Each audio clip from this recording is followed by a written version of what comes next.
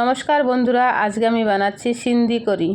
সিন্দি করার জন্য আমি নিয়ে নিলাম যে কড়াইটা বসিয়ে দিয়েছি। কড়াইয়ের মধ্যে তেল দিয়ে দিচ্ছি।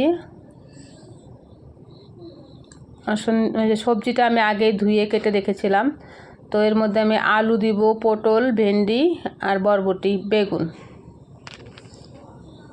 4-5টা সবজি। আরও ফুলকপিও দেওয়া যায়, আরও অন্য সবজি থাকলে সেগুলো দিতে পারো, কিন্তু এই আলুটা ভেজে রাখতেছি আগেই।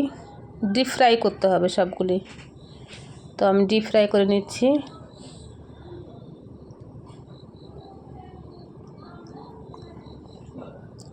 দেখবেন এটা একটু অন্যরকম রান্না,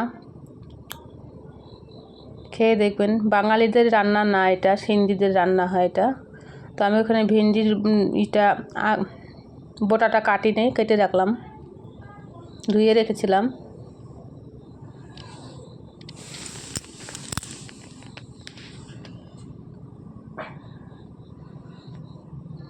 তো এক এক করে সব সবজিগুলি আমি ভেজে নিচ্ছিলাম, আর ওদিকে পাশে কাজও করছিলাম।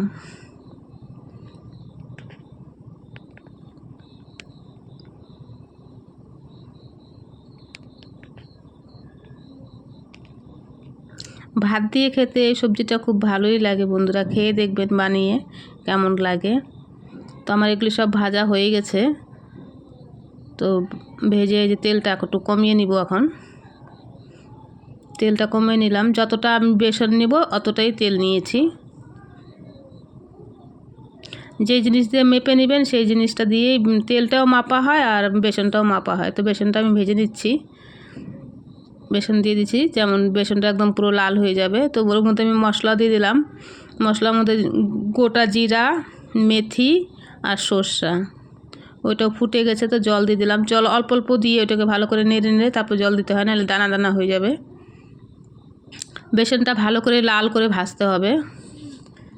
জলের মধ্যে এখন আমি জল দিয়ে দিয়েছি, ওর মধ্যে মশলা দিয়ে দিলাম, লবণ, হলুদ, লঙ্কার গুঁড়ো আর একটুখানি ধনিয়ার গুঁড়ো দিয়েছি। তো জলটা ফুটে গেলে তখন আমি সবজিটা দিয়ে দিব, যে বেজে রেখেছিলাম সবজি, সেই সবজিগুলি সব দিয়ে দিব ওর মধ্যে।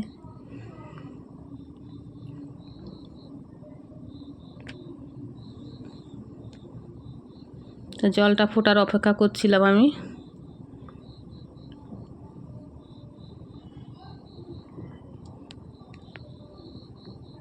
খুব ভালো লাগে, টেস্ট লাগে, টকটক লাগে, ভাত দিয়ে খেতে খুব টেস্ট লাগে এটা।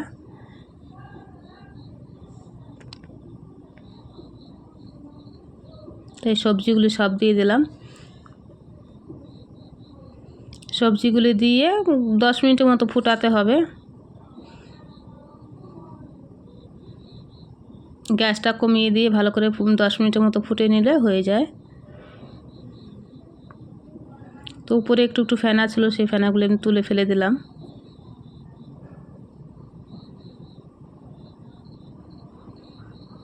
তো হয়ে গেছে। লাস্টে যে একটু তেঁতুল গুলে দিয়ে দিচ্ছি, তাহলে টক টক হবে।